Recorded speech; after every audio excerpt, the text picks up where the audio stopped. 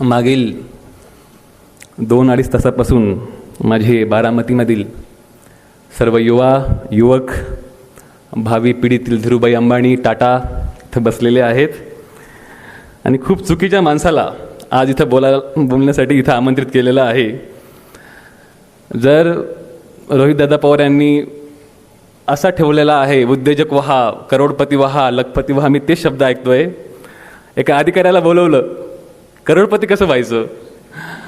तर समाजात खूप चुकीचा मेसेज जाईल आणि लगेच दुसऱ्या दिवशी CBIची इन्क्वायरी सुरू होईल.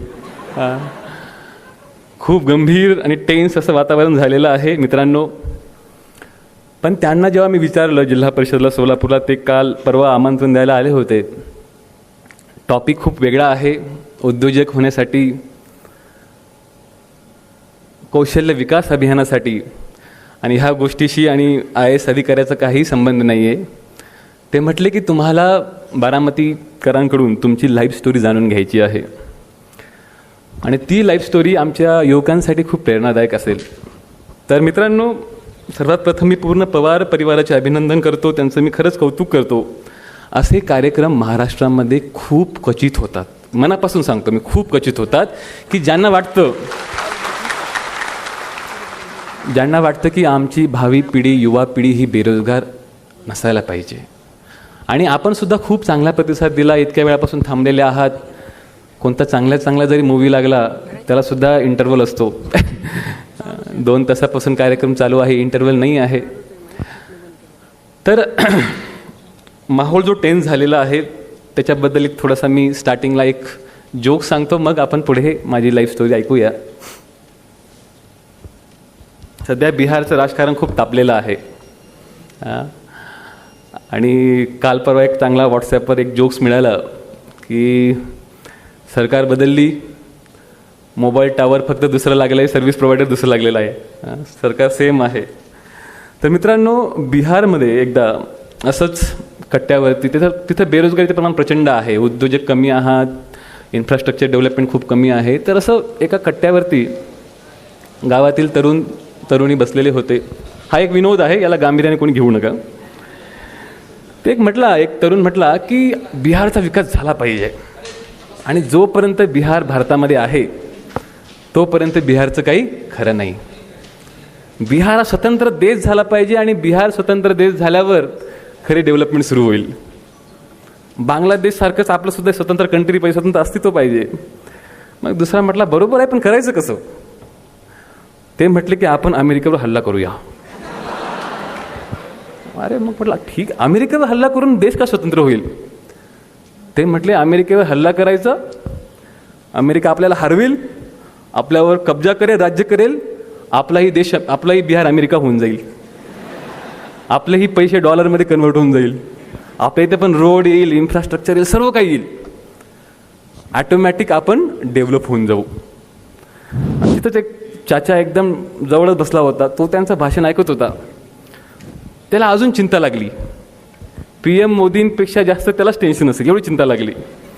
मग सर्व म्हटलं की एवढी चांगली आयडिया दिली. तर ते लोक गेले की फुफा आप इतने परेशान क्यों दिख रहे हो? मग तो चाचा एकदम टेन्शनमध्ये म्हटला की ठीक आहे, आपला देश म्हणजे भारतापासून बिहार वेगळं होईल, सर्व काही ठीक आहे, पण जर विचार कर, यदा कदाचित बिहार जिंकलास अमेरिकेविरुद्ध, तर अमेरिकेचं काय होणार?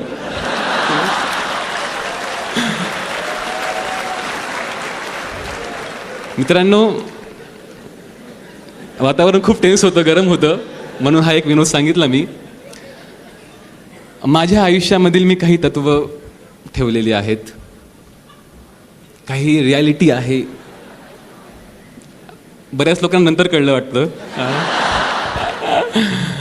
काही तत्व ठेवलेले आहेत, काही रियालिटी मी स्वतः फॉलो करतो. किती लोकांना माहिती आहे की भारताचे 4थे राष्ट्रपती कोण होते? हात वरती करू शकतात मला? Anyone from the crowd? ज्यांना भारतरत्नही मिळाला होता,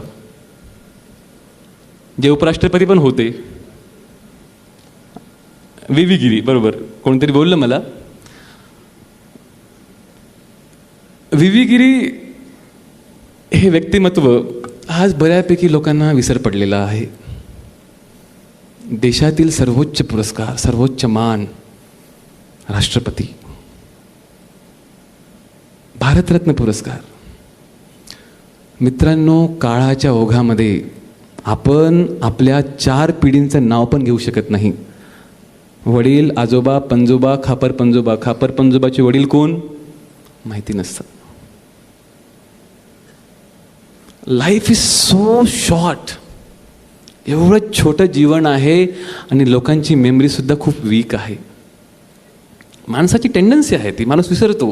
आणि जसं म्हणतात की फक्त उगवत्या सूर्याला नमस्कार. आज काय आहे, आत्ता काय आहे ते बोला. 10 वर्षापूर्वी काय होतं, 20 वर्षापूर्वी काय होतं ते बोलू नका. मी वक्ता आहे, मी भाषण देत नाही, पण माझे मनोगत मनापासून सांगतो, मग लोकांना खूप आवडतं. आणि माझी लाईफ स्टोरी सांगायला मला बिलकुल आवडत नाही. याचं कारण असं आहे मित्रांनो, दादांनी मला आग्रह केला म्हणून मी सांगेल. मी एक स्वप्न पाहिलं. ह्या पुस्तकाच्या 70 ते 80 हजारच्या वरती प्रती विकल्या गेल्यात. सुनंदाताईंनी पण त्यांना माहिती माझी पूर्ण स्टोरी. तर घरामध्ये काय होतं, बाप पुस्तक वाचतो, आई पुस्तक वाचते आणि मुलाला घेऊन सांगतात की बघ बेटा, राजेंद्र भारुडसारखा अभ्यास करायचा. एकदानी दोनदानी असे 100दा सांगतात. काल माझ्याकडे कार्यक्रम होता, तिथंही तेच झालं. जेडपीचे कर्मचारी आला, मुलाला सांगता यांच्यासारखा अभ्यास करायचा. असं झाल्यामुळे त्या माणसाला वाटतं की हा राजेंद्र भारुड जिथं कुठं भेटला ना ते मी थोबाडीतच हाणेल. अभ्यास त्याने करावा, मेहनत त्याने करावी, त्याचं उदाहरण गाऊन मला रोज लोक टोमणे मारतात, माझ्या घरची टोमणे मारतात. तर पालकांना माझा सल्ला राहील की माझी स्टोरी हे फक्त कथा म्हणून ऐका, एक स्टोरी म्हणून ऐका. असा विचार करू नका की मला माझा मुलगाही असं झाला पाहिजे. प्रत्येक मुलगा, प्रत्येक व्यक्ती, प्रत्येक सजीवामध्ये विशिष्ट गुण असतात. तो गुण तो त्यावेळी, त्या ठिकाणी, त्या क्षणी हेरतो, त्याचं डेव्हलपमेंट करतो. आपल्याकडे खूप चांगले उदाहरणं होते उद्योजकाचे. मला माझ्या आयुष्यामध्ये उद्योजक व्हायचं नव्हतं. मला माझ्या आयुष्यामध्ये असं काही करायचं होतं ज्याच्यामध्ये मला चिरकालीन समाधान आणि चिरकालीन आनंद मिळेल. आणि जे आता मी उपभोगतो आहे. ही जी क्लिप दाखवली पंढरीच्या द्वारी स्वच्छतेची वारी, ही काल आमच्या लोकांनी बनवली, ही मी आत्ताच पाहिली. तर हे काम करत असताना असं तुम्हाला बघितलं असं माझ्या मनावर कुठं मानसिक दडपण, खूप टेन्शन आलंय, कसं होणार, काय होणार, नो. आज ह्या क्षणी मी तुमच्यासमोर बोलतो आहे. जे काही बोलेल ते बेस्ट बोलेल. हा माझा एक केलेला तत्व आहे की जे काही करायचं आयुष्यामध्ये, जी ही मोमेंट असेल, जे ही तुमचं टार्गेट असेल ते बेस्ट करायचा प्रयत्न करा. मग कोणी उद्योजक व्हा, कोणी फोटोग्राफर व्हा, कोणी चांगला बिझनेसमॅन व्हा, कोणी रिपोर्टर व्हा, कोणी चांगले पॉलिटिशियन पण होऊ शकतात. आपल्याकडे खूप चांगलं उदाहरण आहे बारामतीमध्ये, जे पूर्ण देशाला, पूर्ण जगाला माहिती आहे. माननीय शरदजी पवार साहेब एक आयडियल म्हणून बघितलं जातं त्यांना. तर मित्रांनो, वेळ खूप कमी आहे, मी स्टोरीला सुरुवात करतो. माझा जन्म धुळे जिल्हा, साक्री तालुका, सामोडे गाव. 1988 हे माझी शाळेच्या दप्तरी असलेलं जन्म नोंद वर्ष. मलाही माहिती नाही कधी आहे एक्झॅक्टली. सामोडे गावामध्ये, गावापासून थोडंसं दूर एक भिल वस्ती, भिलाटी, जिथं सर्व लोकांच्या घरं जे होते ते उसाचे जे पानं असतात त्या पानापासून झोपड्या बनवलेल्या. सर्वांचा 2 व्यवसाय, एक तर मजुरी करायची, नाहीतर मग महूपासून दारू विकून आपला उदरनिर्वाह चालवायचा. अशा ठिकाणी माझं वडील, माझी आई, मोठी बहीण, भाऊ होते. आणि आईच्या पोटात असताना वडिलांचा देहांत झाला. आईच्या पोटात 3 महिन्याचा असेल.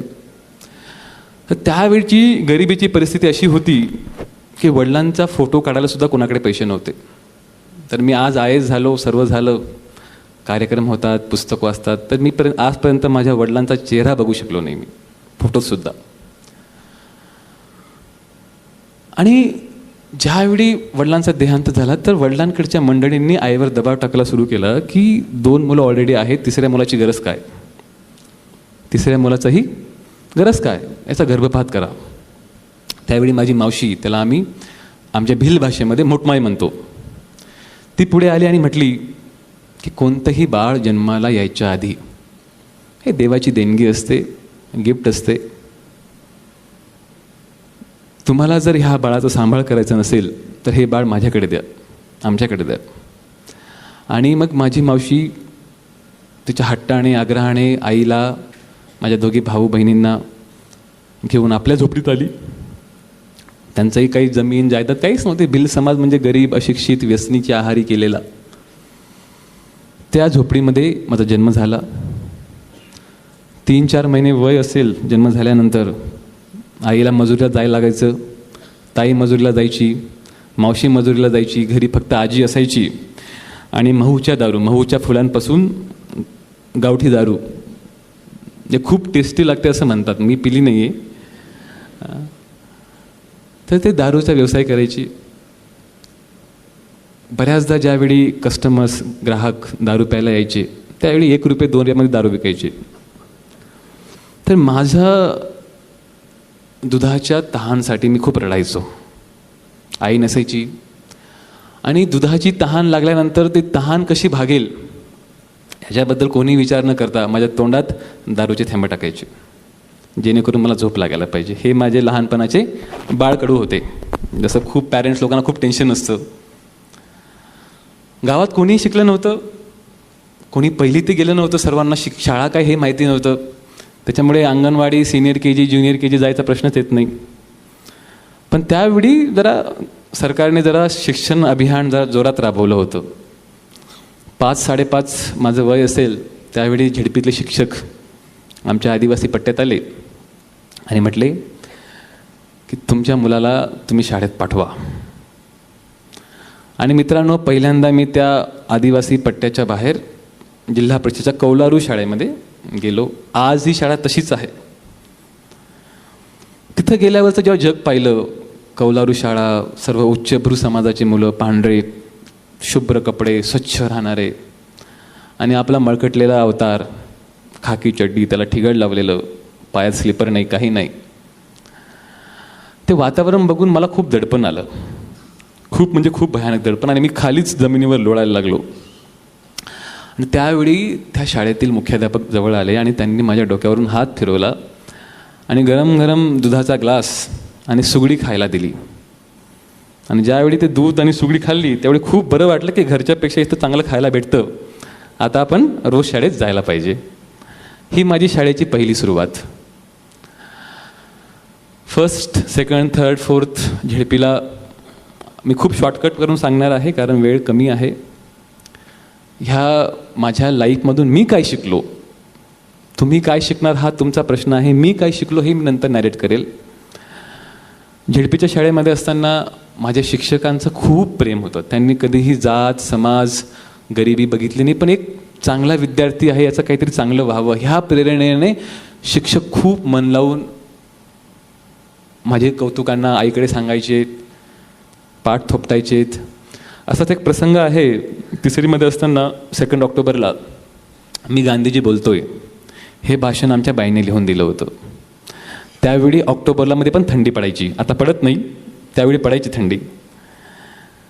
आणि भाषण द्यायला उभं राहिलो. फरची होती मोठी, थंड झालेली होती, सकाळची वेळ होती, पायात चप्पल नव्हते, अंगावर स्वेटर नव्हतं, टोपी नव्हती, काहीच नव्हतं, तर खाकी चड्डी, सदरा. भाषण सुरू झालं पण माझे पाय थरथर कापायला लागले त्या थंडीमुळे. आणि भाषण कसं संपवलं तर ते माझ्या एका शिक्षकाने बघितलं की ह्या मुलाकडे चप्पल आणि स्वेटर घ्यायला सुद्धा पैसे नाही आहेत. तर मी बघा त्यावेळचे शिक्षक कसे होते. तर ते जेव्हा संध्याकाळी मी घरी गेलो तेव्हा माझ्या यायच्या आधीच त्यांनी घरी एक स्वेटर आणि एक स्लीपर आपल्या स्वतःच्या पैशातून पाठवली होती. याला म्हणतात शिक्षण, याला म्हणतात शिकवणे, आपल्या स्वतःच्या उदाहरणाने. खूप लोक भाषण करतात, समाजासाठी काहीतरी करा, समाजाकरता काहीतरी करा. आपण आपल्या परिवाराच्या लोकांना सुद्धा मदत करत नाही, बाकी दूरची गोष्ट आहे. तर ह्यासाठी खूप मोठं हृदय लागतं मित्रांनो. 5वीमध्ये ज्यावेळी माझा नवोदयला फॉर्म भरला तर नवोदयला फॉर्म भरण्यापासून, फोटो काढण्यापासून, ट्युशन्स, आमच्या शिक्षकांनी ट्युशन दिली, स्वतःच्या पैशाने शाळेत घेऊन गेले. तर पूर्ण प्रक्रिया, फॉर्म भरणे, फोटो काढणे, ट्युशन आणि परीक्षेला घेऊन जाणे, परत आणणे, 1 रुपयाही घेतला नाही. नंबर लागला नवोदय विद्यालय नंदुरबारमध्ये अक्कलकुव्याला, पण त्यावेळी ताईचं लग्न झालं होतं, भाऊ आश्रमशाळेत होता, घरी फक्त मी आणि आई एकटा होतो. आणि सकाळी उठल्यापासून 5-5:30ला उठायचो आम्ही. सकाळी उठल्यापासून आई आजीसोबत दारू गाळायला जायची. सकाळी उठल्यापासून घर झाडणे, पाणी भरणे, भांडी घासणे, हे सर्व काम मला करायला लागायचे. आणि मी आनंदाने करायचो. म्हणजे मला असं कधी वाटलंच नाही की हे काम मुलांनी करायचं नसतं म्हणून, कारण तो माझा भाग होता. त्यानंतर जी देवाची पूजा असते, तुळशी पूजा, ती पण मीच करायचो. आणि त्यावेळी मला गरिबी काय असते की ते जाणवलंच नव्हतं, दुःख काय असते जाणवलंच नव्हतं. कारण आजूबाजूच्या पूर्ण परिसरामध्ये, भिल वस्तीमध्ये सर्व लोक तसेच होते, गरीब, सर्वांचा तोच व्यवसाय होता. आपण गरीब किंवा श्रीमंत कधी जाणवतो मित्रांनो, की ज्यावेळी आपल्याला कळतं की आपल्यापेक्षा कोणाकडे काहीतरी जास्त आहे. तुम्ही जर अंदमान निकोबारमध्ये जरावाजी ट्राईब आहे, सर्व लोक हुगडे असतात, त्यांना माहितीच नाही कपडा काय भानगड आहे, त्यांनी पाहिलंच नाही आहे. त्याच पद्धतीने एका समाजामध्ये जेव्हा आपण कंपॅरिझन सुरू करतो की याच्याकडे एक फॅक्टरी आहे, याच्याकडे कंपनी आहे, याच्याकडे मर्सिडीज आहे, याच्याकडे फ्लॅट्स आहे, आपल्याकडे काय आहे, साधं घर, होंडा, आपण काय झालो त्याच्या कंपॅरिझनमध्ये गरीब, बरोबर. तर ते कंपॅरिझन करायला सुद्धा उदाहरणं नव्हते की तुम्ही हे उदाहरण आहे, तुम्ही यांच्यासोबत कम्पेअर करा. म्हणून गरिबी काय असते माहितीच नव्हतं. लहानपणापासून एकच काम होतं, शाळेत जायचं, आल्यावर अभ्यास करायचा, मित्रांसोबत पोहायला जायचं, खेकडी मासे पकडणे, जंगलात जाणे, डोंगरावर जाऊन बकऱ्या चारणे, मावशीच्या बकऱ्या होत्या, मित्रांसोबत फिरणे, खूप मस्ती आणि खूप आनंद. लोकांना वाटतं की असं कसं साहेब, तुमच्याकडे तर काहीच नव्हतं, आनंद कसं काय? तर मित्रांनो, आनंद हे पैशात नसतं. त्या क्षणी त्या मोमेंटला माणसाच्या डोळ्यामध्ये किती स्पार्क आहे. कधी कधी बघतात तुम्ही, मोठे मोठे मिनिस्टर्स, मोठे मोठे बिझनेसमॅन डोक्याला हात लावून बसतात. जेव्हा CBIची रेड होते, इलेक्शन हारतात, होतं असं बरेचदा. आणि समोर एक बघा, एक साध्या माणसाला, लहान पोराला पाववडा खायला भेटला, त्याच्या चेहऱ्यावर किती आनंद असतो, गरीब पोराला. तर त्या क्षणावरती असतं, त्या मोमेंटवरती असतं. आणि ही जी लर्निंग्स आहे, ह्या सर्व गोष्टी आहे, ह्या मला निसर्गाकडून, माझ्या आईकडून, माझ्या शिक्षकांकडून मला कळायला लागले.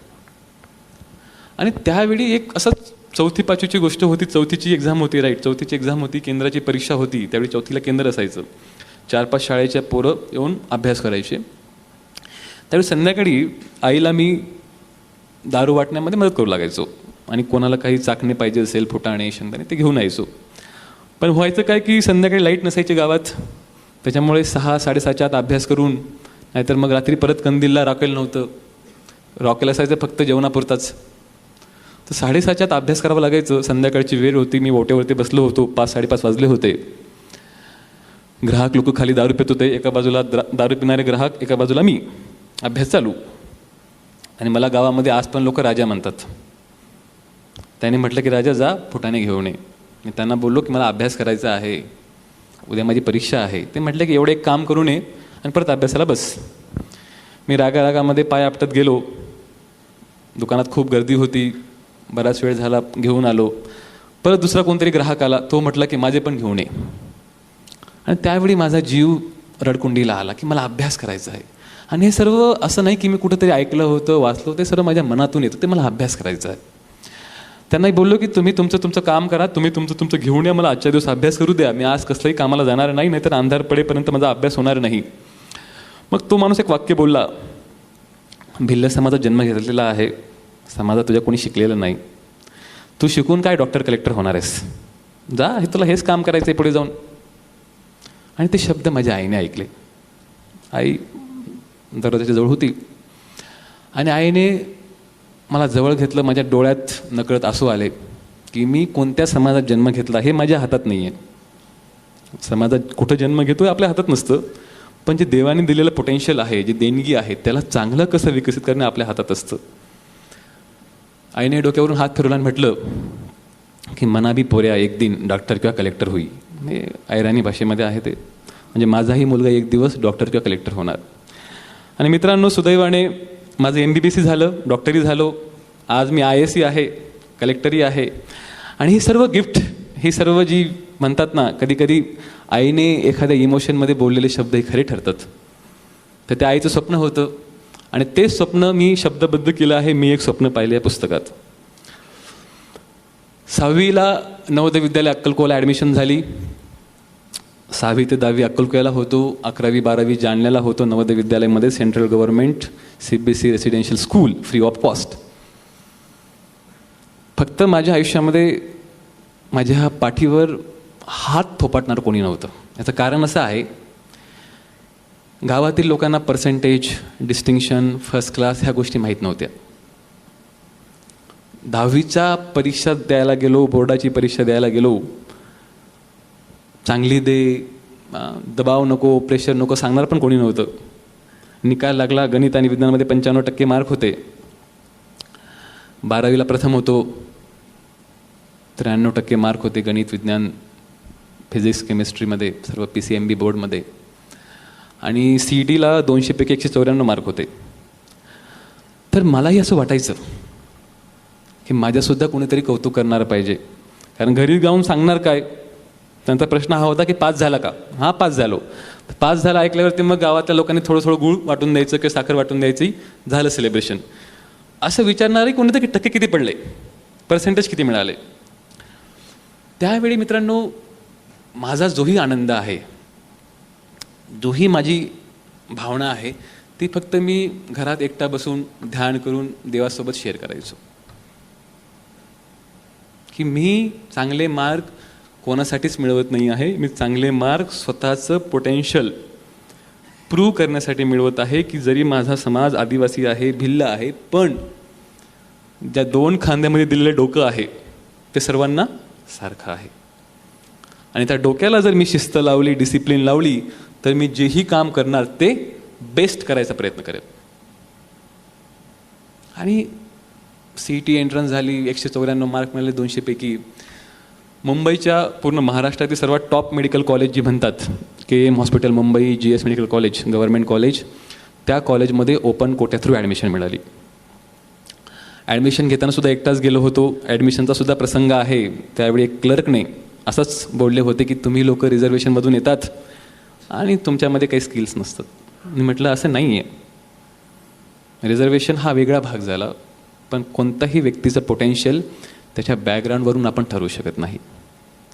First year, second year, third year, final year, पहिला वर्षाचा पहिल्या दिवसचा किस्सा आहे. सर्वांनी मुन्नाभाई MBBS पाहिलाय? हां, असाच एक चांगला ऑडिटोरियम होता. 180 मुलांचं ऑडिटोरियम होतं आमचं. पहिला दिवस शाळेचा, कॉलेजचा, मुंबईला. ज्याही मुलांना 10वी 12वीला मोर दॅन 94% मार्क होते, 97, 98, 99%, अशी सर्व पोरं त्या हॉलमध्ये बसली होती. मला याला थोडा उशीर झाला. पहिला दिवस होता, मला हॉलच सापडत नव्हता. इतकी मोठी कॉलेज, हॉलच सापडत नव्हता. सर्व लोक बसले होते. ॲनाटॉमीचं लेक्चर होतं. लेक्चर सुरू झालं आणि पायात स्लीपर, वरती टी-शर्ट आणि साधी पॅन्ट. पॅरागॉनची स्लीपर होती, हातामध्ये एक वही होती. आणि जेव्हा मी स्टेअर्स चढायला लागलो तेव्हा फड फड फड असा आवाज यायला लागला आणि सर्वांची मान माझ्याकडे गेली. आणि मग त्यांच्या चेहऱ्यावरून जे कुत्सिल हास्य असतं, असं म्हणतो ना, एखाद्याकडे घृणेने किंवा कोण आलंय गावाकडचं, अशा पद्धतीचं हास्य होतं. मी खाली मान केली मित्रांनो आणि ऑडिटोरियमच्या सर्वात शेवटी जी एक जागा खाली होती तिथं जाऊन बसलो. बसल्यावर जवळचा जो मुलगा होता तो सुद्धा बाजूला सरकला.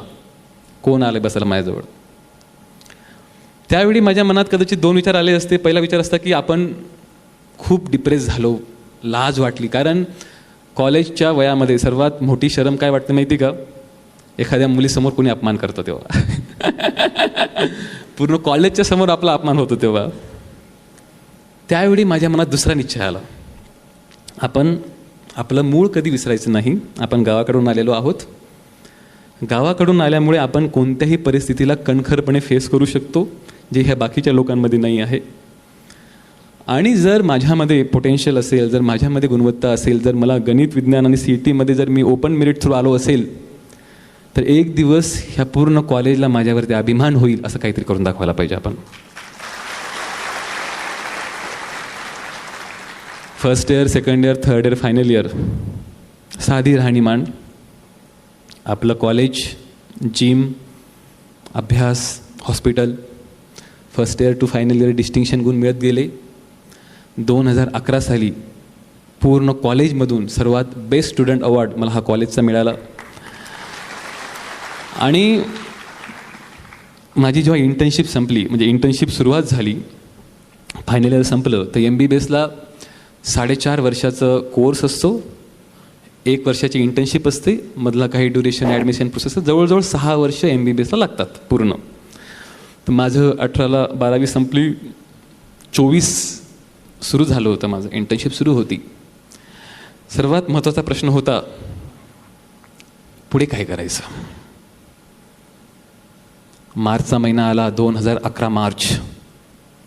इंटर्नशिपच्या वेळी 17 तारखेला, बघा, माणसाच्या मनात जर फोकस असेल, फिक्स डिझायर असेल, गोल असेल, तर पूर्ण सिच्युएशन कशी जुळून येते याचं हे उदाहरण आहे. 18 मार्चला शेवटची डेट होती. 17 मार्चला मी बसलो होतो लायब्ररीमध्ये जुने पुस्तकं चाळत. PGसाठी तयारी करायची का दुसरा कोणता तरी ऑप्शन निवडायचा. एक माझा सिनियर आला, तो म्हटलं की माझ्याकडे हे 2 UPSCचे फॉर्म आहेत, युनियन पब्लिक सर्व्हिस कमिशनचे. एक फॉर्म मी भरला, एक फॉर्म एक्स्ट्रा आहे, फॉर्मची किंमत आहे 20 रुपये. तुला फॉर्म भरायचा आहे का. मी त्याला विचारलं, फॉर्मची किंमत 20 रुपये आहे ना. म्हटलं हो. बोला हो. किंमत ठरवून मी एक्झाम निवडली. त्यावेळी त्याच्या आधी मला UPSC काय आहे हे माहितीच नव्हतं. UPSC म्हणजे फक्त एवढं माहिती होतं की कलेक्टर किंवा SP व्हायचं असेल किंवा प्रशासकीय प्रमुख व्हायचं असेल तर तुम्हाला अशी काहीतरी परीक्षा असते ती द्यावी लागते. याच्या पलीकडे काही माहिती नव्हतं, कोणाचं गायडन्स नव्हतं. मार्चला फॉर्म भरला, विचार केला की आपण 20 रुपयाचा फॉर्म भरलेला आहे, तर कमीत कमी याचा काहीतरी चीज व्हावं, याचा काहीतरी उपयोग व्हावा. गायनेकची पोस्टिंग सुरू झाली, त्याच्यामध्ये 7 ते 8 तास काम असायचं. आणि माझ्या जीवनामध्ये मी काही सवयी डेव्हलप केलेल्या आहे. त्याच्यामध्ये सर्वात पहिली सवय आहे, जे तुम्ही काल होतात त्याच्यापेक्षा आज काय इम्प्रूव्ह करू शकतात स्वतःमध्ये. मित्रांनो, आयुष्यामध्ये एक गोष्ट तुम्ही लक्षात ठेवा, तुमच्यापेक्षा जास्त सुंदर, तुमच्यापेक्षा जास्त बलवान, तुमच्यापेक्षा जास्त बुद्धिमत्ता व्यक्ती कधीतरी कुठंतरी या भूतलावर नेहमीच असतो.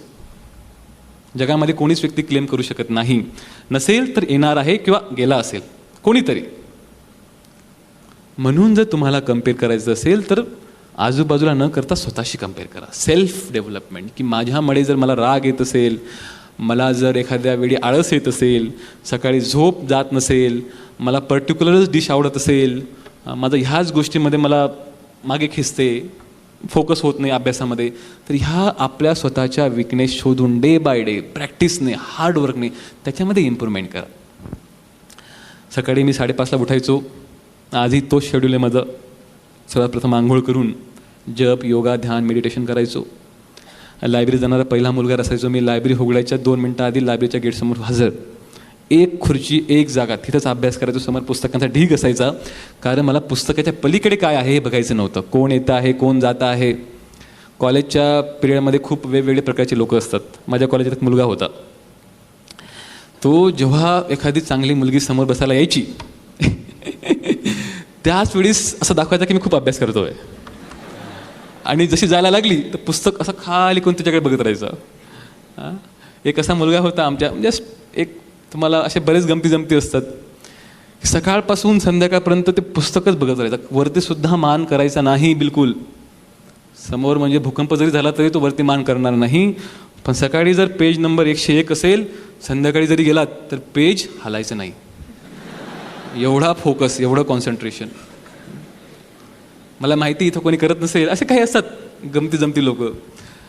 मित्रांनो, जसं मी तुम्हाला आधी बोललो की जेही करणार ते बेस्ट करणार. बोलणार तर बेस्ट बोलणार, बसणार तर बेस्ट बसणार. जर मुलगा मला व्हायचा आहे चांगला तर बेस्ट मुलगा व्हायचा प्रयत्न करेल. विद्यार्थी जर व्हायचं असेल तर बेस्ट विद्यार्थी व्हायचा प्रयत्न करेल. अधिकारी जरी व्हायचं असेल तर सर्वपणाने लावून ते काम करेल. 2 महिन्यामध्ये प्रिलिम्स होती. 8 घंटे काम, 8 घंटे अभ्यास. पूर्ण मेडिकल कॉलेजमध्ये मी एकमेव मुलगा होतो जो history, geography, economics, political science, जे मेडिकलशी दूरपर्यंत संबंध नव्हता. आणि मी काय होतो, कॉलेजचा बेस्ट स्टुडंट. मला लोकांनी अक्षरशः वेळात काढलं. आणि पोरं असतातच भारी, कॉलेजचे पोरं जास्त भारी असतात आणि त्यातल्या त्यात मेडिकल कॉलेजची पोरं दुरून पाहिल्यावर SP साहेब नमस्कार, कलेक्टर साहेब कैसे हो, खिजवायला. आणि माझी अशी लाईफमध्ये होते की मला असे लोक खूप आवडतात, जे आपल्याला चॅलेंज करतात, की आपल्याला जे थोडंसं ठिंगी देतात. असे लोक नेहमी जवळ ठेवायचे, 1-2 तरी बरं असतं. त्यांच्याकडे बघून हसायचो, ठीक आहे आज तुमचा दिवस आहे, एक दिवस माझा पण येणार. प्रिलिम्स दिली 2 महिन्यानंतर. त्यावेळी CSAT पॅटर्न नवीन इंट्रोड्यूस झाला होता 2011ला, फर्स्ट टाईम. हा माझा सेकंड लक. ज्या पॅटर्नसाठी अभ्यास करायची गरज नसते, ते तुमच्या 10वी-12वीच्या गणित, विज्ञान आणि इंग्लिश कॉम्प्रिहेन्शनवरती आधारित असतं. GSसाठी थोडाफार अभ्यास केला.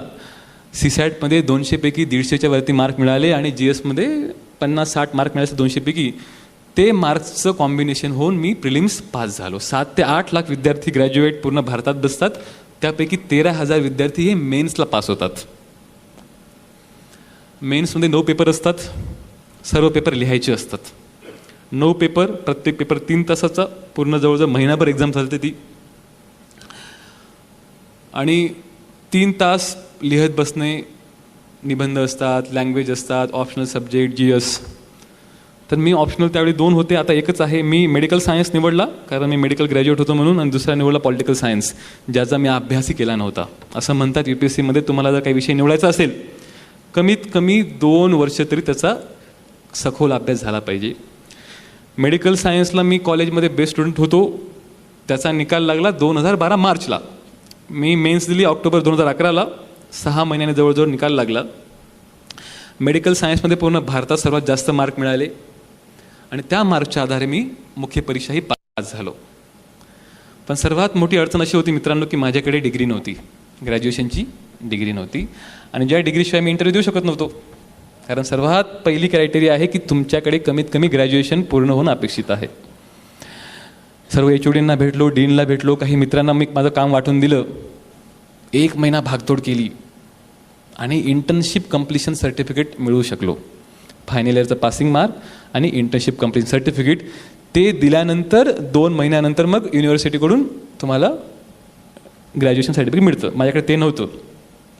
17 एप्रिलला इंटरव्ह्यू दिला. हे पूर्ण काळामध्ये मी कोणाचंही भाषण ऐकलं नव्हतं, कोणते क्लासला गेलं नव्हतं. मला माहितीच नव्हतं की पास होणार का नाही होणार. पण एक मनामध्ये होतं की if you desire something with your true heart, मनापासून एखादी गोष्ट खरंच तुम्ही डिझायर केली आणि त्याला प्रयत्न केला, तर मित्रांनो हे तुम्ही फक्त थेरॉटिकल घ्या, काही घ्या, पण माझा अनुभव असा आहे जीवनामध्ये की तुम्हाला ती गोष्ट 100% मिळतेच, 100% मिळते. 17 एप्रिलला इंटरव्ह्यू होता दिल्लीमध्ये. सर्व ज्या लोकांचं वय 60च्या वरती झालं असतं, ज्यांच्याकडे रिटायरमेंट झालं असतं, त्यांच्यामध्ये काहीच काम नसतं बाकी, असे लोक तुमचे इंटरव्ह्यू पॅनलला असतात, ज्यांना फक्त गप्पा मारायला आवडतं. आणि मी खूप लाजाळू स्वभावाचा माणूस आहे, आत्ता पण आहे. नवोदयमध्ये असताना आमच्या ज्या मुली होत्या शाळेमधल्या, त्यांच्याशी फक्त 1 दिवस बोलायचो मी रक्षाबंधनला. आणि तेही बोलताना दीदी शब्द जोडावा लागायचा कंपल्सरी. त्याच्यामुळे बोलायचंच नाही मी 12वीपर्यंत. आणि ती सवय माझी पुढे पण कंटिन्यू राहिली. खूप लाजायचो मी. म्हणजे मनामध्ये काय आहे ते मनातच ठेवायचो, बाहेर एक्सप्रेस करायचोच नाही.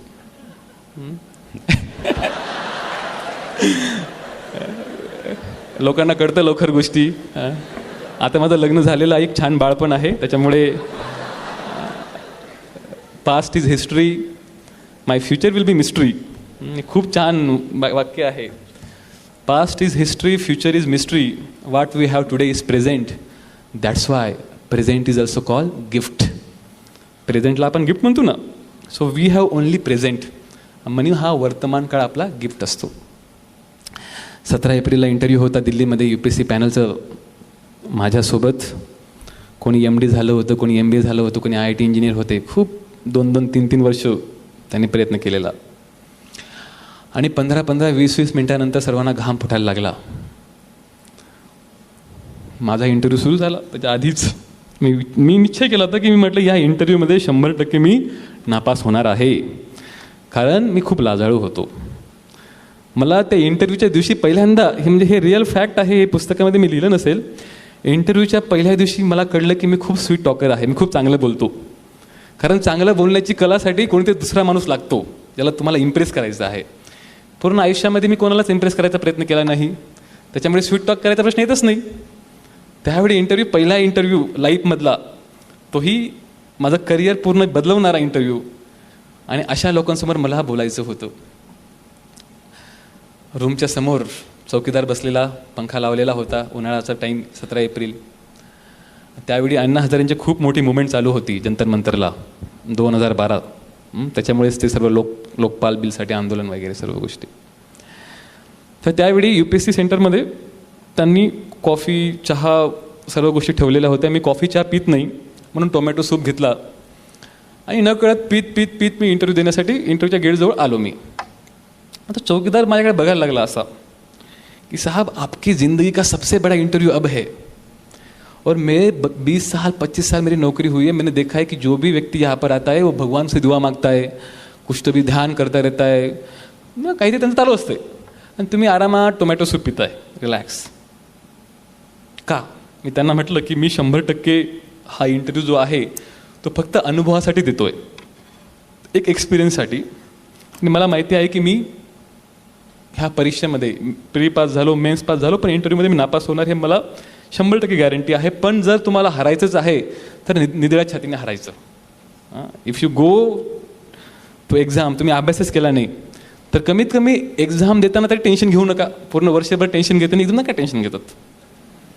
ही भावना पाहिजे. हरायचं तर कमीत कमी चांगल्या पद्धतीने हरायचं. पण मित्रांनो, ही स्किल लागते इंटरव्ह्यूला.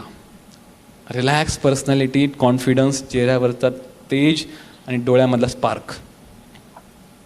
ते बऱ्याचशा लोकांना कळत नाही हे कसं डेव्हलप करायचं. तुम्हाला सांगेल नंतर मी त्या गोष्टी. माझा इंटरव्ह्यू तब्बल 45 मिनटं चालला.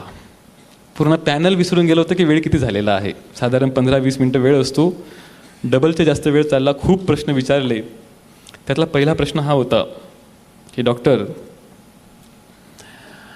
right now there is movement going on against the corruption, and it is said that generally the senior officers, IAS, IPS officers, senior politicians, they do most severe type of corruption in the country. You are leaving the medical field. In case if you join the administration, can you assure us that you will not do the corruption? तुम्ही आम्हाला आश्वस्त करू शकता का की तुम्ही भ्रष्टाचार करणार नाही. मी त्यांना एक सिंपल वाक्य सांगितलं, this is the human tendency. Those who have 10 lakh rupees, he always think about how to convert 10 lakh into 10 crores. That is his priority. How to invest it, how to convert it. But he forget the simple thing that the person who already have 10 crore rupees, 100 crore rupees, that person is happy. Is that person satisfied? Sir, happiness and satisfaction doesn't count on money. It counts by your inner satisfaction, by your inner feelings of happiness. तुमचं जर अंतर्मन हे समाधानी असेल, तुम्हाला ते चेहऱ्यावरून आणायची गरज नसते. हे दिसतं. माणूस खूप बोलका आहे. तुम्ही जर एखाद्या वेळी लहान मुलाला ऑब्झर्व करणार, मी खूप गोष्ट ऑब्झर्व करतो. लहान मुलाला काहीच घेणं देणं नसतं. 1 वर्षाचा मुलगा, त्याला काहीच घेणं देणं नसतं. कोणाला काय वाटेल, आणि त्याच्याकडे बघितल्यावर सर्वांना खूप आनंद वाटतो. निरागस, चेहऱ्यावर स्माईल, त्याचं काहीतरी चालू असतं. आणि आमचे जे सिनियर लोकांचे चेहरे खूप गंभीर, खूप टेन्स. त्यांच्याकडे बघून वाटत नाही की त्यांच्यासोबत 2 मिनटं बोलावे, वाटत नाही. तर ही जी निरागसता, ही जर तुम्हाला चेहऱ्यावर पाहिजे असेल, त्याची सर्वात पहिली क्रायटेरिया आहे की तुमचं अंतर्मन हे साफ पाहिजे, क्लीन पाहिजे. आणि जो व्यक्ती हे करू शकतो त्याला सांगायची गरज लागत नाही. हे फील होतं. माझ्याकडे सर्वात मोठी अडचण आहे माझ्या ऑफिसमध्ये की माझ्याकडे एकदा जर व्हिजिटर आला, त्याला मला सांगलं होतं की तू जा इथून, पुढचे व्हिजिटर पण बाकी आहेत. उठत नाही लोक. 2 मिनटं, 5 मिनटं, 10 मिनटं मी त्यांचं ऐकत जातो. शेवटी मला सांगलं होतं धन्यवाद, बाकीचे पुढचे पण लोक आहेत त्यांना पण येऊ द्या. ही स्किल आहे, ही कला आहे. 45 मिनटं इंटरव्ह्यू झाला. इंटरव्ह्यू खूप चांगला गेला होता. 7 मेला निकाल लागला. आणि अनपेक्षितपणे मी पहिल्या अटेम्प्टमध्ये कसलंही गायडन्स नसताना, मार्गदर्शन नसताना UPSC पास झालो. त्यावर्षी IPS पोस्ट मिळाली. काही कारणास्तव माझं ऑपरेशन झालं. मी रिक्वेस्ट केली, त्यांनी मला IPSच्या ट्रेनिंगमध्ये मला IRSला पाठवलं, हैदराबादवरून परत फरीदाबादला. आणि ट्रेनिंग चालू असताना म्हणजे 2012ला मी IPS झालो, IRAची ट्रेनिंग चालू असताना मग 2013 साली परत एक्झाम दिली. कारण माझा जो कल होता, तुम्हाला कळलं असेल की मी लोकांना शिवीगाळ करणारा किंवा हातामध्ये जाऊन दंडा मारणारा माणूस नाही आहे, माझा तो कल नाही आहे. आणि मग 2013ला परत एक्झाम दिली, सेकंड अटेम्प्टमध्ये मी IAS झालो. मित्रांनो, IAS झाल्यानंतर सुद्धा गावाकडच्या लोकांना, घरच्याकडच्या मंडळींना माहिती नव्हतं की IAS काय असतं. जेव्हा दुसऱ्या दिवशी वर्तमानपत्रात बातमी आली आणि जेव्हा बाकीचे लोक यायला लागले, तेव्हा आमच्या वस्तीमध्ये उत्साहाचं वातावरण निर्माण झालं. आणि आज सर्वात समाधानी कोणी असेल ती म्हणजे माझी आई आहे. आणि मलाही खूप बरं वाटतं की मी पुत्र म्हणून माझ्या आईच्या चेहऱ्यावर, जिने पूर्ण आयुष्यभर दुःख झेलली, 3 मुलांना मोठे केले, करता पुरुष नसताना, घरामध्ये जमीन नसताना, फक्त मजुरीवरती. आणि बाय द वे, माझे प्रोग्राम्स खूप कमी होतात, मला माहिती नाही, सवितांना माहिती असेल. मी ज्या भागातून आलेलो आहे तिथं सुद्धा माझे कार्यक्रम होत नाही. कारण हेच आहे की लोक त्याचा चुकीचा अर्थ काढतात की राजेंद्र भारुडची स्टोरी जी आहे ती सर्कमस्टान्स, कंडिशनमुळे ती स्टोरी निर्माण झालेली आहे. याचा अर्थ असा बिलकुल होत नाही की तुम्ही ती स्टोरी प्रत्येक ठिकाणी इम्प्लिमेंट करायला पाहिजे. इन्स्पिरेशन घेऊन माणसाने जेही फील्ड निवडलेली आहे त्या फील्डमध्ये चांगलं करावं. महाराष्ट्रामध्ये हार्डली 200 ते 250 IAS ऑफिसर आहेत. त्यापैकी डायरेक्ट IAS ऑफिसर 180 आहेत. आणि त्या डायरेक्ट 180 पैकी महाराष्ट्रामधले फक्त 50-60 आहेत, बाकी सर्व नॉन महाराष्ट्रीयन आहेत. तर जे तुम्हाला मी लक बोललो, लक कसं असतं, माझं IASला सिलेक्शन झालं. म्हणजे जवळजवळ इंटरव्ह्यूमध्ये 2,500 मुलांपासून 900 मुलांचं सिलेक्शन होतं. त्या 900 पैकी पहिले 100-150 IAS मिळतं, नंतरच्या लोकांना IPS मिळतं, नंतर फॉरेन सर्व्हिस मिळतं. त्या 100-150 पोरांची पूर्ण भारतामध्ये नियुक्ती होते. महाराष्ट्रामध्ये दरवर्षी फक्त 7 ते 8 लोक येतात. ते 7 ते 8 लोकांपैकी 5 ते 6 लोक ही नॉन महाराष्ट्रीयन असतात. फक्त 2-3 एवढेच लोक महाराष्ट्राचे असतात.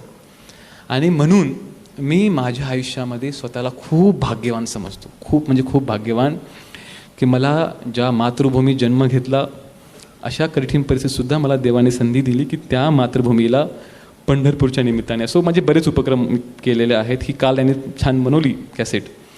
अशा उपक्रमामध्ये एक छोटासा माझं कॉन्ट्रीब्युशन मी करायचा प्रयत्न करत आहे, ते या सेवेच्या माध्यमातून, IASच्या माध्यमातून. तर मित्रांनो, ही माझी लाईफ स्टोरी आहे. बाकीच्या ज्या मनातल्या स्टोरी आहेत त्या पुस्तकात आहेत. काही गोष्टी मी ज्या स्वतः शिकलो त्यातली पहिली गोष्ट आहे, माणसाचं व्यक्तिमत्व हे त्याच्या सामाजिक, आर्थिक किंवा सराउंडिंगवरती डिपेंडंट नसतं. Commitment, hard work.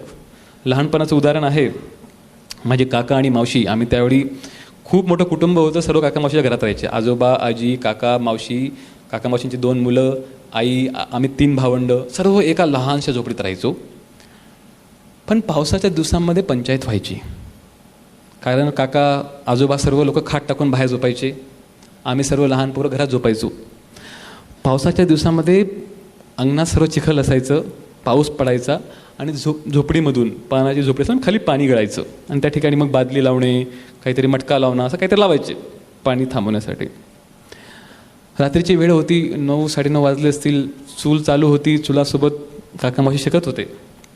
आणि मग काकाने सहज बोलता बोलता विषय काढला की बघ, देवाने किती तुफान चालू केला आहे, इतका मुसळधार पाऊस पडतो आहे, कधी थांबणार हे, घरामध्ये पूर्ण पाणी साचलेलं आहे. त्यावेळी मावशी एक वाक्य बोलली, ते मला खूप भावलं. मावशी म्हटली, जर आपली अशी परिस्थिती आहे तर गरिबांचं काय असणार. कळतंय मी काय म्हणतोय? जर आपली अशी परिस्थिती आहे तर गरिबांचं काय असेल, जे लोक फुटपाथवरती राहतात, जे लोक भीक मागतात, ज्या लोकांच्या डोक्यावर छत नाही, त्यांचं कसं असेल. पांघरायला होते फाटक्या चादरी, गोधडी, पण माझ्या मावशीने, आईने स्वतःला कधीच गरीब समजलं नाही. ती जी देण्याची प्रवृत्ती असते की जेवढंही तुमच्याकडे दिलेलं आहे त्याच्यामध्ये समाधान. याचा अर्थ असा नाही की तुम्ही कर्तृत्व करू नका, करायला पाहिजे, पण not at the cost of your inner satisfaction. कोणताही पेशा, कोणताही प्रोफेशन निवडताना ही खूप मोठी गोष्ट आहे नाहीतर लोक उठसूट म्हणतात मुलांना कॉम्पिटेटिव्ह एक्झाम दे, IAS हो, IPS हो, डॉक्टर हो, इंजिनियर हो. अरे त्या मुलाला काय व्हायचं आहे पहिले हा तर प्रश्न विचारा. मूल म्हणजे आपली प्रॉपर्टी नाही आहे. आपण मुलांवरती जेव्हा प्रेम करतो, जेव्हा आपण मुलांवरती हे करतो, तर चांगले मार्क्स मिळवतो, चांगले त्याने स्कोअर केलं, चांगलं अचिव्हमेंट केलं म्हणून प्रेम करायचं नसतं. प्रेम कारण तो आपला मुलगा आहे म्हणून आपण त्याच्या प्रेम करतो, आपलं बाळ आहे म्हणून प्रेम करतो. आणि हे जे ओझं आहे, हे जे पालकांचं ओझं असतं मुलांवरती, की तू जर करिअर नाही केलंस तर माझं नाव मिट्टीत मोडून दिलं, हे कुठेतरी बंद झालं पाहिजे. मी बोललो हार्डली 200-250 IAS ऑफिसर पूर्ण स्टेट चालवतात. सर्व टॉप हेड्स, कलेक्टर असतील, सेक्रेटरी असतील, सर्व कॉर्पोरेशनचे कमिशनर असतील, CEO असतील. याचा अर्थ असाही नाही की सर्वांनी IAS व्हावं, पण जसं छान छान उद्योजक लोक आलेत, त्यांनी त्यांच्या लाईफमध्ये गोल ठेवलेला की त्यांना लोकांना व्यवसाय द्यायचा आहे, त्यांना नाव कमवायचं आहे, त्यांना पैसा कमवायचा आहे. बाकीच्या लोकांचं ड्रीम वेगळं असू शकतं. काहींना स्पोर्टमध्ये पुढे जायचं आहे, काहींना आर्ट्समध्ये जायचं आहे, काहींना पेंटिंग करायचे आहेत.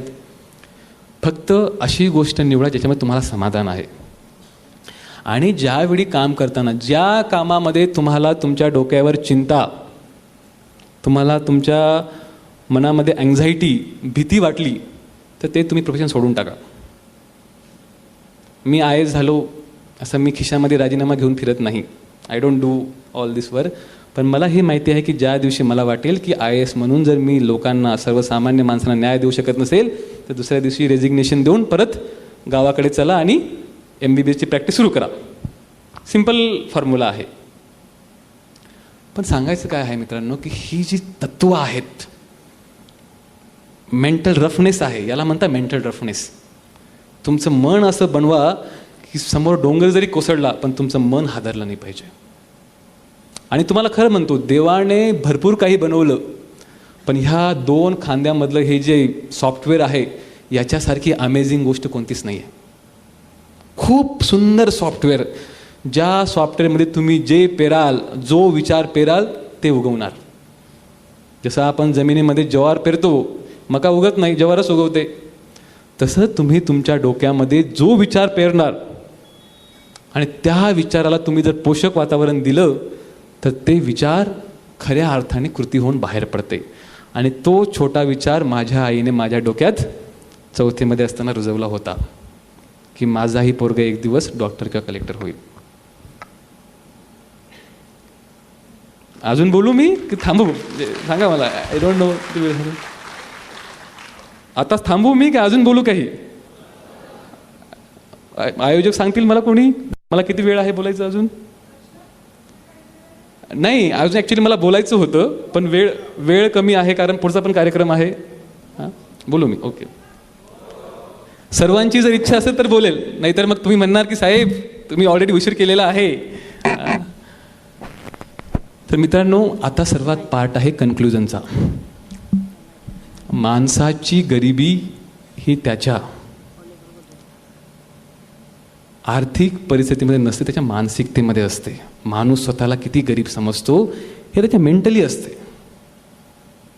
तर तुम्ही स्वतःला स्ट्रॉंग समजा की येस, मी जेही करेल ते बेस्ट करेल. सेकंड थिंग, कोणतीही गोष्ट करताना प्रचंड उत्साह, एनर्जी त्या गोष्टीत टाका. थर्ड थिंग, एकदा तुम्ही एखादी गोष्ट ठरवली, गो विथ द कमिटमेंट.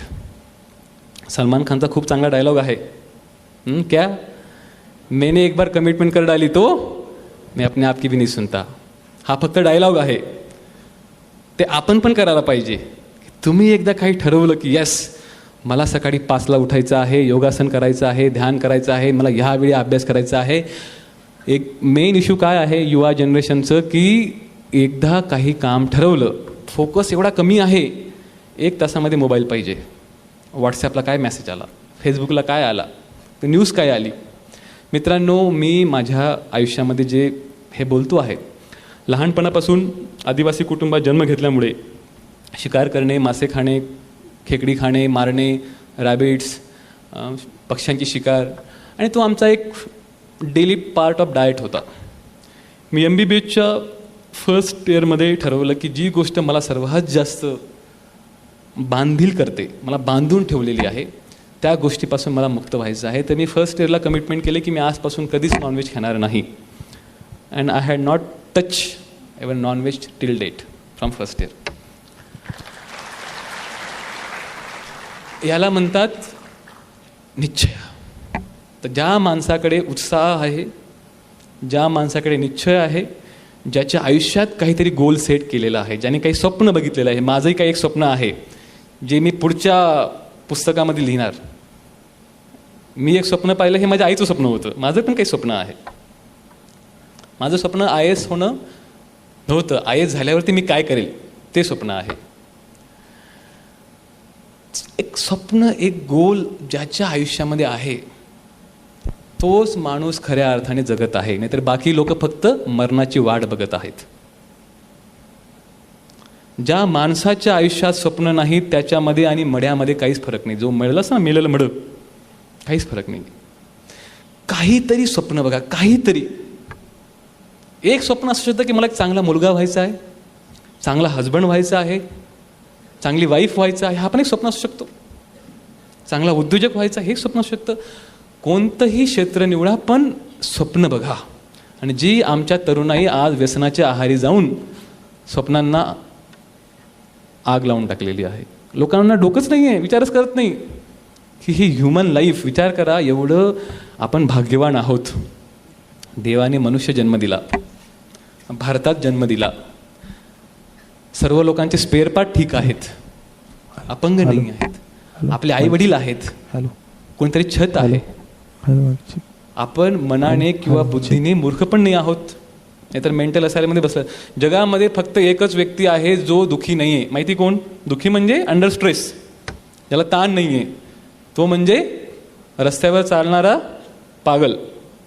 तो रस्त्याच्या असं जातो, असा उभा राहतो दोघी बाजूला, इकडून गाडी जाऊ द्या, इकडून, त्याला काहीच घेणं देणं नाही आहे, आणि तो एकदम खुश असतो. तर आपण खूप भाग्यवान आहोत, आपण असं पण नाही आहोत. Every day count your blessings, how much fortunate you are every day. आणि सर्वात महत्त्वाची गोष्ट म्हणजे मी तुम्हाला आज सांगेल की आपण पुणे मुंबईमध्ये जन्म नाही घेतला, ही पण खूप भाग्याची गोष्ट आहे. कारण का?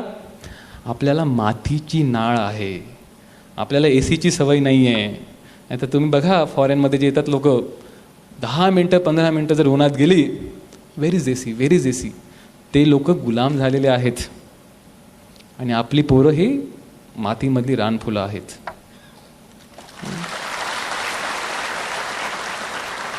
रानफुलांचा सुगंध सर्वत्र दरवळतो आणि जरबेरा फक्त शोसाठी ठीक असतात. तर बघा, शोसाठी बरी दिसतात, ते सुगंध नाही, काही नाही, चालू आहे.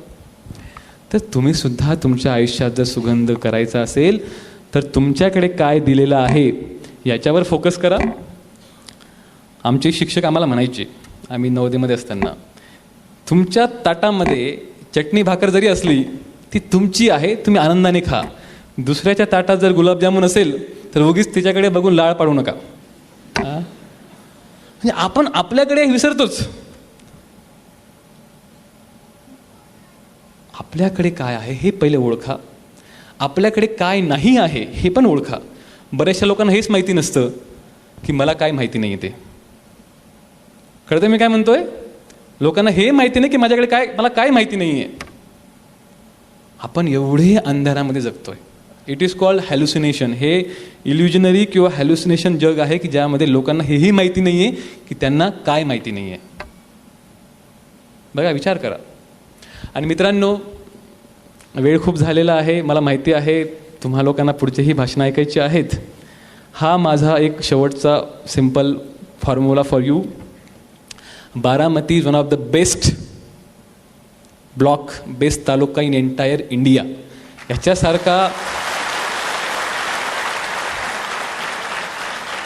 याच्यासारखा खरंच म्हणजे अतिशयोक्ती नाही आहे, पण एवढं डेव्हलप म्हणजे डोळ्याचे पारणे फिरणारा तालुका म्हणजे बारामती.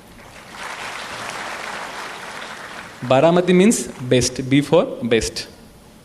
आमचे जे बॉईज आहेत साईडला बसलेले, boys means business, boys means business आणि girls means great business doers. ठीक आहे. आणि आपले जे यूथ आहेत आपले जे यूथ आहे, यूथ फॉर वाय, त्यांनी चांगले उद्योजकही व्हा, पूर्ण यूथ. तर माझी ह्या सर्व कार्यशाळेला, या कार्यशाळेच्या आयोजकांना माझ्याकडून मनापासून शुभेच्छा. आणि बारामतीचं नाव जे आज एवढ्या उंचीवरती आणलेलं आहे, ही पुढची पिढी त्याला अजून अजून वरती घेऊन पूर्ण आंतरराष्ट्रीय पातळीवरती ह्या तालुक्याचं नाव करेल. एवढं बोलून मी लांबलचक भाषण संपवतो. जय हिंद, जय भारत.